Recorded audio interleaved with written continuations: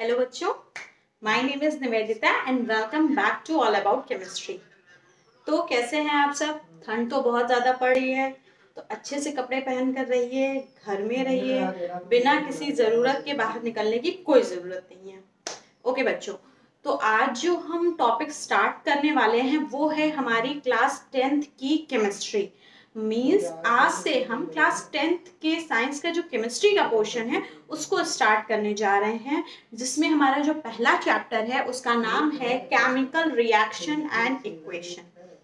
Okay, इस chapter के video को बहुत ध्यान से देखिएगा, अच्छे से समझिएगा, क्योंकि यहाँ से ही स्टार्ट होगा आपकी केमिस्ट्री का मोस्ट इम्पॉर्टेंट बेस। अब तक तो हम लोग बहुत ऊपर ऊपर की चीज़ें पढ़ते हुए आ रहे थे, बट यहाँ से हम बहुत ही डीपली पढ़ाई करेंगे, बहुत ही अच्छे से एक्चुअल में केमिस्ट्री क्या होती है, रिएक्शंस कैसे लिखे जाते हैं, कैसे बैलेंस किए जाते हैं, केमिकल रिएक्शंस होते क्या हैं, वो सारा सब कुछ हम यहीं से पढ़ना शुरू करेंगे।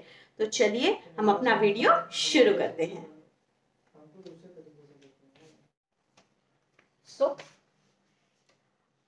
हमारा जो बैकग्राउंड है वो तैयार हो चुका है पढ़ाई के लिए। क्या? क्लास 10th की chemistry chapter 1 chemical reaction and equation. Okay, so देखिए, अगर हम थोड़ा सा पीछे जाएं, रिकॉल करें, तो आपको याद होगा जब मैंने क्लास 9 के वीडियोस बताए थे तो उसमें फिजिकल रिएक्शन और केमिकल रिएक्शन का जिक्र किया था मैंने। ठीक है, कि फिजिकल प्रोसेस क्या होते हैं, केमिकल प्रोसेस क्या होते हैं। तो हमने क्या देखा था कि केमिकल रिएक्शंस क्या होते हैं, जैसे कि आयरन के किसी भी चीज़ में जंग लग जाना, रस्ट का होना, या फूड का खराब हो जाना, या फूड का कुक हो जाना, मीन्स ऐसे इरिवर्सिबल प्रोसेस जिसमें न्यू प्रोडक्ट बन जाते हैं, वो सभी किसकी कैटेगरी में आते हैं? केमिकल रिएक्शन की कैटेगरी में आते हैं। फॉर एग्जांपल, अगर रॉ फूड है, रॉ वेजिटेबल है और उसे हम कुक कर लेते हैं तो वो टोटली चेंज हो जाती है, वो टेस्ट में चेंज हो जाती है, कलर में चेंज हो जाती है, ओवरऑल उसकी पूरी की पूरी प्रॉपर्टी क्या होती है? चेंज हो जाती है। So that kind of reaction is known as chemical reaction because it is a irreversible process. हम वापस से कुक वेजिटेबल को रॉ में नहीं कन्वर्ट कर सकते। ठीक है, इतना सब हमने पढ़ा था, फिजिकल क्या होता है, केमिकल क्या होता है। यहाँ हमें उसी केमिकल प्रोसेस के बारे में डीप डिस्कस करना है और वहीं से हमारा टर्म आएगा केमिकल रिएक्शन। मीन्स अगर कहीं, sorry for the fluctuation of light, ignore करिएगा, अगर कहीं भी केमिकल रिएक्शन हो रहा है दैट मीन्स कि वहां एक केमिकल प्रोसेस हो रहा है जिसमें कुछ एटम्स इन्वॉल्व होंगे, कुछ एलिमेंट्स इन्वॉल्व होंगे, कुछ नया प्रोडक्ट बन रहा होगा। ठीक है, तो वही जो रिएक्शन होता है उसको हम अगर शॉर्ट फॉर्म में लिखने की कोशिश करते हैं, प्रेजेंट करते हैं, तो वो बनते हैं क्या? Chemical equation. मैथ्स में इक्वेशन सुना होगा आपने, मैथ्स में इक्वेशंस बनते हैं ना, उसी तरीके से केमिस्ट्री में भी इक्वेशंस बनते हैं। फॉर एग्जाम्पल, अगर हम इन सारी चीजों को जो घरेलू हैं केमिकल रिएक्शन की या केमिकल प्रोसेस की, उन्हें एक साइड करके एक एग्जाम्पल लेते हैं मैग्नीशियम रिबन का। मैग्नीशियम रिबन को अगर हम एयर की प्रेजेंस में बर्न करते हैं, ठीक है, एयर की प्रेजेंस में अगर हम बर्न करते हैं तो मैग्नीशियम रिबन जो है वो एक व्हाइट फ्लेम के साथ जलता है। ठीक, और उसके बाद कन्वर्ट किसमें होने लगता है? वो कन्वर्ट होने लगता है एक व्हाइट पाउडर में। व्हाइट पाउडर में वो कन्वर्ट हो जाता है, मीन्स वो रिबन से या मेटल से किसमें कन्वर्ट हो गया? पाउडर में कन्वर्ट हो गया। तो that is a chemical reaction, क्योंकि वो एक मेटल रिबन था जो कि किसमें कन्वर्ट हो चुका है? पाउडर में। बट अब हम इसे पाउडर से वापस से चेंज नहीं कर सकते हैं, उसको रिबन नहीं बना सकते हैं। तो अगर ये जो पूरी प्रोसेस मैंने आपको बताई कि हमने एक मैग्नीशियम रिबन लिया, फिर एक बर्नर जलाया, फिर मैग्नीशियम रिबन को एयर की प्रेजेंस में जलाया, देन व्हाइट कलर की फ्लेम निकली, फिर उससे व्हाइट पाउडर बना, this is very long process. हाँ, बताने में भी लॉन्ग है और आपको समझने में भी लॉन्ग है। इन्हीं सब बातों को ध्यान में रख करके कुछ ऐसा सॉल्यूशन निकाला गया कि हम आपको चीजें बता भी पाए या हम एक दूसरे से कंसल्ट भी कर पाए और चीजें बहुत इजीली स्मूथली हो जाए। ठीक है, बहुत लेंदी प्रोसेस ना हो।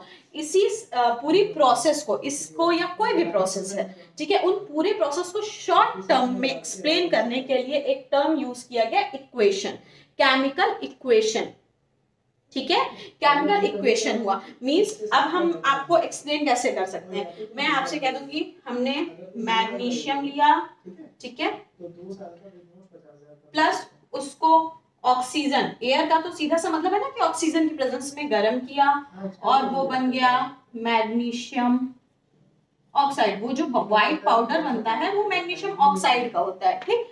अब अगर मैं आपको ये बता दूं, ये दिखा दूं, तो आप समझ जाएंगे क्या प्रोसेस हुआ कि मैन ने मैग्नीशियम रिबन लिया, उसको एयर की प्रेजेंस में बर्न किया और मैग्नीशियम ऑक्साइड बन गया। अगर ये आप कहीं लिख दोगे तो सामने वाला भी समझ जाएगा कि टोटल प्रोसेस क्या हुई।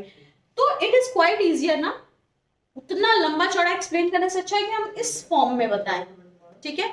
तो चीजों को आसान करने के लिए रिएक्शंस, जो केमिकल रिएक्शंस होते हैं उनको इजीएस्ट वे में लिखने के लिए, याद करने के लिए इक्वेशंस बनाए गए जिन्हें हम केमिकल इक्वेशन कहते हैं, ठीक है।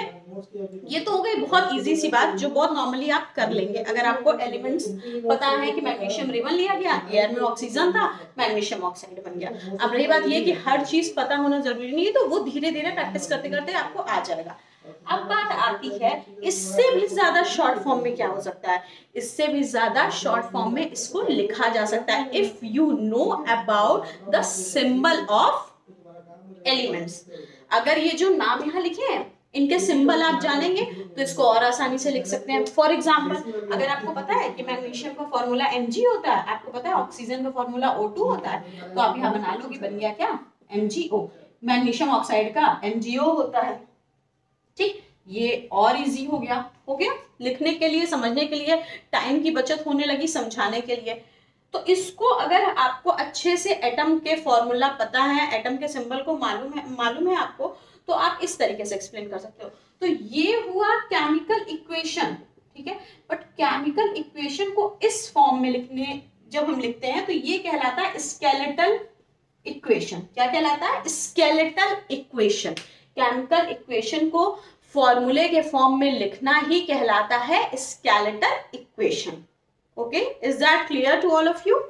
केमिकल रिएक्शन क्या होता है, केमिकल इक्वेशन क्या होता है, and what is skeletal equation. कुछ भी नई चीज नहीं है, कुछ भी अलग नहीं है, बस जो केमिकल इक्वेशंस होते हैं उनको अगर हम सिंबल के फॉर्म में रिप्रेजेंट करते हैं that is known as skeletal equation. Okay okay, तो अब हम आगे बढ़ते हैं। आगे बढ़ने के सीरीज में जो सबसे इंपॉर्टेंट टॉपिक आने वाला है इस चैप्टर का है वो है बैलेंसिंग द केमिकल इक्वेशन। ये आप सभी के लिए बहुत न्यू टर्म है और इस टर्म की शुरुआत यहाँ से हुई है, बट ये आगे आपको जब तक आप केमिस्ट्री पढ़ेंगे हर जगह आपको इसकी जरूरत पड़ेगी, इसलिए यहाँ से इसका बेस शुरू होता है और आपको इसे बहुत ही अच्छे तरीके से समझना है। मैं पूरी कोशिश करूंगी कि मैं आपको बहुत ज़्यादा इजी वे में इस चीज़ को एक्सप्लेन कर पाऊँ, क्योंकि आज तक भी हम अगर पढ़ाई करते हैं, हम लोग पढ़ते हैं तो हमें भी इसकी ज़रूरत पड़ती है और आपको तो पढ़नी ही पढ़नी है, ठीक है। 10th 11th 12th अगर आप BSc कर रहे हैं या कुछ भी कर रहे हैं, जब तक केमिस्ट्री पढ़ रहे हैं, ठीक है। और रिएक्शन मीन्स ऑर्गेनिक केमिस्ट्री में तो रिएक्शंस के बहुत क्वेश्चन होते हैं, इसलिए बिल्कुल ध्यान से इस चीज़ को देखिएगा, बिल्कुल ध्यान से समझिएगा, ठीक है। Balancing the chemical equation. तो अभी मैंने यहाँ एक रिएक्शन लिखा था Mg + O2 gives MgO, जिसको मैंने आपको बताया था कि magnesium + oxygen gives magnesium oxide, ठीक। ओके, अगर आप रिकॉल करेंगे तो क्लास 9th में हमने लॉ ऑफ केमिकल रिएक्शंस या लॉ ऑफ केमिकल कॉम्बिनेशंस पढ़े थे, ठीक है। उसमें एक लॉ हमने पढ़ा था कि during a chemical reactions atoms can't be created, can't be destroyed, ठीक है। वो सिर्फ एक फॉर्म से दूसरे फॉर्म में चेंज होते हैं, ना तो एटम डिस्ट्रॉय होते हैं ना ही न्यू एटम्स बनते हैं। तो यहाँ इस रिएक्शन में एक चीज देखिए, यहाँ Mg था, ठीक है, यहाँ O2 था।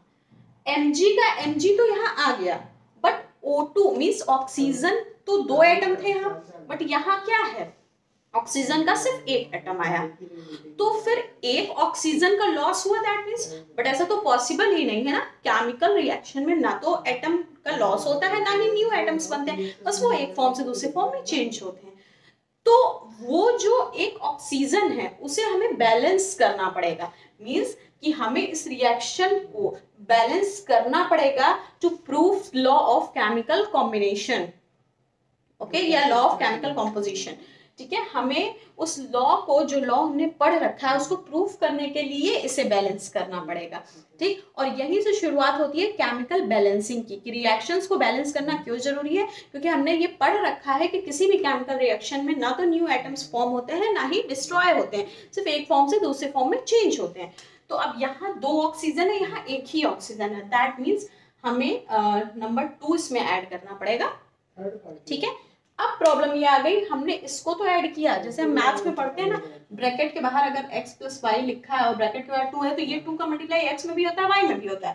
सेम इसी तरीके से अगर इस पूरे कंपाउंड के बाहर 2 लिखा है, दैट मीन्स ये 2 का मतलब हो गया 2 मैग्नीशियम भी होगा, 2 ऑक्सीजन भी होगा। सॉरी लाइट बहुत ज्यादा फ्लक्चुएट हो रही है, जस्ट इग्नोर। ओके, ये 2 जो है इसका मतलब है कि ये 2 मैग्नीशियम भी हो गए, 2 ऑक्सीजन भी हो गए। अब ऑक्सीजन तो ठीक है बैलेंस हो गया, बट इधर मैग्नीशियम 1 है, उधर 2 हो गया। अब नया आइटम तो बन नहीं सकता, दैट मीन्स हमें यहाँ भी अगर हम 2 लगा दें तो अब हम देखते हैं 2 magnesium 2 magnesium 2 oxygen 2 oxygen. Now it is called a balanced equation. इसी को हम क्या कहते हैं? बैलेंस्ड इक्वेशन, ठीक है। अब आप समझ गए कि बैलेंस्ड इक्वेशन क्या होता है, हमें केमिकल रिएक्शन को या इक्वेशन को बैलेंस करने की जरूरत क्या होती है, ये भी क्लियर हो गया। अब हम बढ़ते हैं प्रोसेस की तरफ। मैं आपको 2 से 3 स्टेप में ये बता दूंगी जो सब में फॉलो हो कि रिएक्शन को बैलेंस करते कैसे हैं, ठीक है। देखिए यहाँ मैंने एक रिएक्शन लिख रखा है, Fe + H2O gives Fe3O4 + H2, ठीक है। पेपर में जो आपके क्वेश्चंस आते हैं वो इसी तरीके से रिएक्शन लेके आ जाएगा इक्वेशन के फॉर्म में, मतलब ये इक्वेशन लेके आ जाएगा और आपसे कहा जाएगा बैलेंस द इक्वेशन, यही आपको करना है। तो आपको करना कैसे है वो मैं आपको बता दूंगी। सबसे पहला आपका फोकस होगा कि जितने ये जैसे हम पढ़ते हैं क्या, LHS एंड RHS, देखिए आपको अपनी कॉपी में इस तरीके से स्टेप बाय स्टेप करके दिखाने की जरूरत नहीं है, ये मैं आपको समझाने के लिए कुछ रूल्स बता रही हूँ जो कि आप रिएक्शन बैलेंस करने में अपने माइंड में रखें और इसे यूज कर पाए। यहाँ आपको लगेगा कि मैम ये तो बहुत लेंथी प्रोसेस है, बट ऐसा नहीं है। जब धीरे धीरे आप प्रैक्टिस करेंगे तो आपको इतने सारे प्रोसेस की जरूरत नहीं पड़ेगी, आप डायरेक्ट रिएक्शन को देख के फटाफट यही बैलेंस कर लेंगे। ओके, तो चूंकि अभी हमारी शुरुआत है इसलिए हमें क्या करना है, 0 से शुरू करना है। तो देखिए ये हो गया हमारा LHS, ये हो गया RHS। ओवरऑल मुद्दा हमारा ये है कि हमें LHS = RHS करना है। LHS की साइड के हम नोट कर लेते हैं, Fe है, H है, O है, इधर भी Fe है, H है और O है। अब नोट करिए कितने अमाउंट में है, ये तो 1 ही है, ठीक है, 1। H कितना है, 2 है, ये 1 है। Fe कितना है, 3 है, H कितना है, 2 है, O कितना है, 4 है। चलिए सबसे पहले हमने एटम्स को नोट कर लिया। रूल नंबर 1, स्टेप 1, सबसे पहले हमने जो एटम्स इस इक्वेशन में इन्वॉल्व हैं उन एलिमेंट्स को यहाँ नोट कर लिया है, दोनों LHS साइड के RHS साइड को, और उनके कोएफिशिएंट्स जो कोएफिशिएंट्स हैं उनको भी नोट कर लिया कि कितने कितने हैं। तो जिसके साथ जो नंबर लगे हुए हैं वही उनके कोएफिशिएंट्स हैं। तो ये देखिए इसके साथ 2 2 सब कुछ लिख दिया हमने।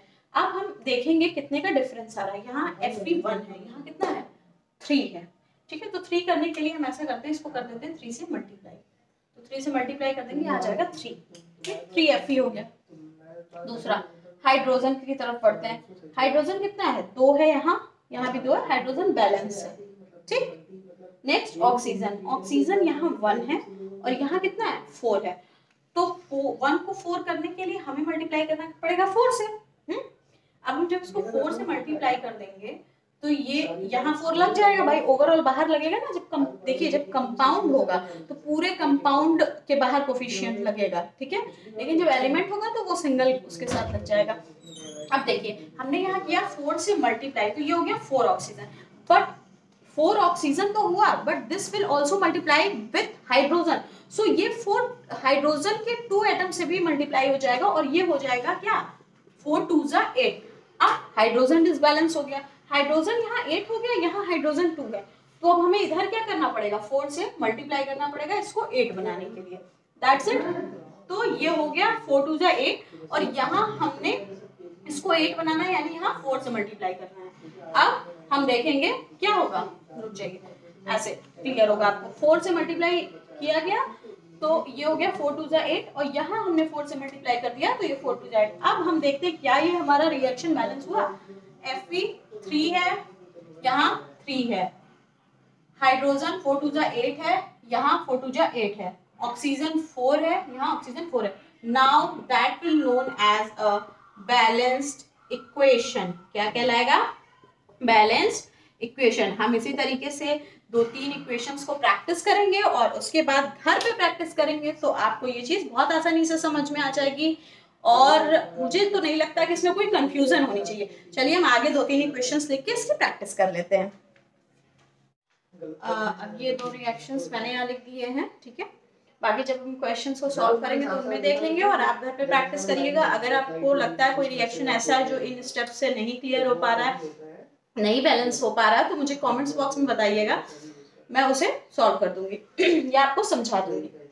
चलिए देखिए, Zn plus H2SO4 gives ZnSO4 plus H2। अब हम क्या करते हैं, इसको ऐसे लिख के नहीं करेंगे इतने बल्क में, थोड़ा इजी वे में और करने की कोशिश करते हैं, रिकॉल कर करके। ओके, Zn यहाँ 1 है, यहाँ कितना है? 1 है। ओके, H2 हाइड्रोजन यहाँ 2 है, यहाँ कितना है? 2 है। सल्फर, एक एक एटम को अलग अलग हमें देखना है। सल्फर यहाँ कितना है? 1, यहाँ कितना है? 1। ऑक्सीजन यहाँ कितना है? 4, यहाँ कितना है? 4। दैट मीन्स जरूरी नहीं है कि आपके पेपर में जितने भी क्वेश्चन आए सबको आपको बैलेंस करना ही है। इसीलिए ये चीज बहुत अच्छे से देखिएगा, क्वेश्चंस को आप रफ साइड में LHS RHS लिख के एटम्स को लिखकर ये क्लेरिफाई कर लीजिएगा, क्योंकि कभी कभी पेपर में ऐसे क्वेश्चन आते हैं जो ऑलरेडी बैलेंस्ड होते हैं, उन इक्वेशन को बैलेंस नहीं करना रहता है, बस उनके नीचे लिखना रहता है it is a balanced equation. ठीक है, जैसे कि ये है, ये ऑलरेडी बैलेंस है, इसको बैलेंस नहीं करना है हमें। ठीक है, चलिए नेक्स्ट हम बढ़ते हैं, ये थोड़ा सा टफ है।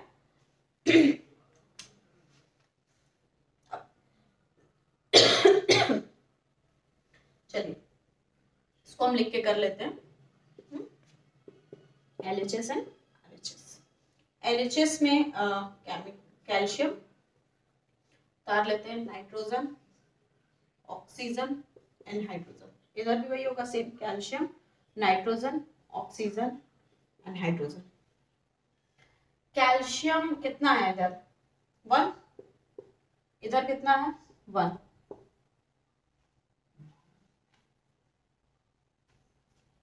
नाइट्रोजन इधर कितना है? 1। इधर कितना है? 2। पूरे ब्रैकेट के बाहर 2 लगा है, दैट मींस ये कोफिशिएंट बाहर लगने का मतलब ये N से भी मल्टीप्लाई हो रहा है और O3 से भी हो रहा है। ऑक्सीजन इधर कितना है? 3 यहाँ है और 2 यहाँ है, 3 और 2 5। ठीक है, ऐड हो गया। यहाँ कितना है? 3 2 जा 6, ये तो मल्टीप्लाई होगा ना जो एक ही में है, तो ये 3 2 जा 6 हो गया और ये 1 इसको लेके कितना हो गया? 7 हो गया भाई। 3 यहाँ, 2 यहाँ, ये 5 हो गया, ये 6 यहाँ, 1 यहाँ, ये 7 हो गया। हाइड्रोजन इधर कितना है? 2 यहाँ है और 1 यहाँ है, यानी 3। हाइड्रोजन इधर कितने हैं? 2 यही है बस। चलिए अब हम इसे बैलेंस करने की तरफ बढ़ते हैं। कैल्शियम हमारा ऑलरेडी बैलेंस है, उसको हमने नहीं चुना अभी। नाइट्रोजन भी हमारा बैलेंस नहीं है, यहाँ क्या है? 2 है, 1 है, यहाँ हम 2 से मल्टीप्लाई करेंगे। ठीक है, सॉरी आज बहुत ज्यादा लाइट फ्लक्चुएट हो रही है, बट मैं वीडियो बीच में रोकना नहीं चाहती, इसलिए हम लोग इसे कंटिन्यू करते हैं। ओके, ये 2 से मल्टीप्लाई किया हमने।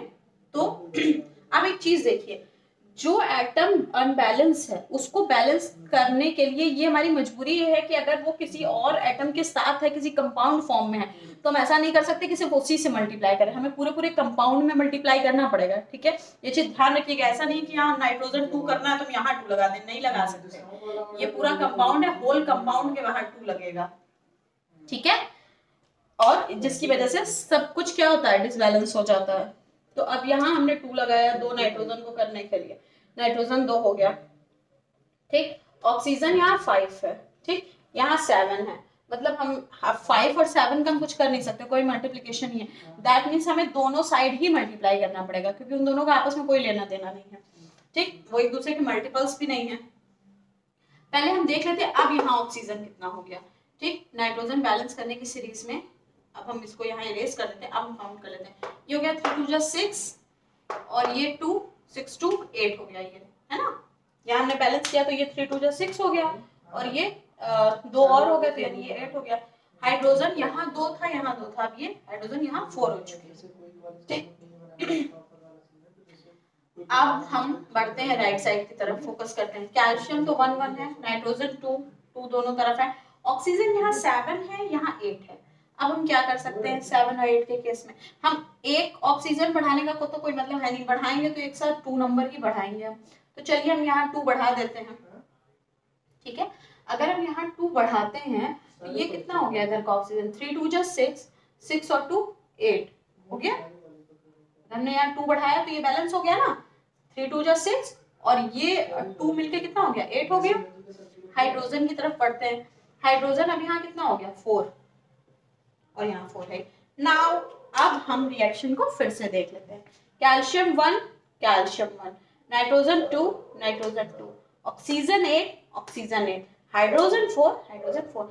Now it is known as a balanced equation. आप एक काम करिएगा, जब आपको एग्जाम में आए ना तो नीचे पेंसिल से इसे कर लीजिएगा या साइड में रफ में कर लीजिएगा, इस तरीके से आपको समझने में आसानी होगी और इस तरीके से आप इसे बैलेंस कर देंगे, ठीक है। तो चलिए ये चैप्टर अब इसमें आगे टाइप्स ऑफ केमिकल रिएक्शंस है, रेंसिडिटी है, कोरोजन है, ये सारे प्रोसेस हैं छोटे छोटे जो हमें पढ़ने हैं, बट आज के लिए इतना ही। और अब हम केमिकल इक्वेशन, स्केलेटल इक्वेशन और केमिकल रिएक्शन के छोटे छोटे नोट्स हैं, शॉर्ट नोट टाइप के, वो लिख लेते हैं, ठीक है। तो अगर आपको हमारा वीडियो पसंद आए तो हमारे चैनल को सब्सक्राइब करिए, वीडियो को लाइक करिए एंड शेयर करिए। Bye bye.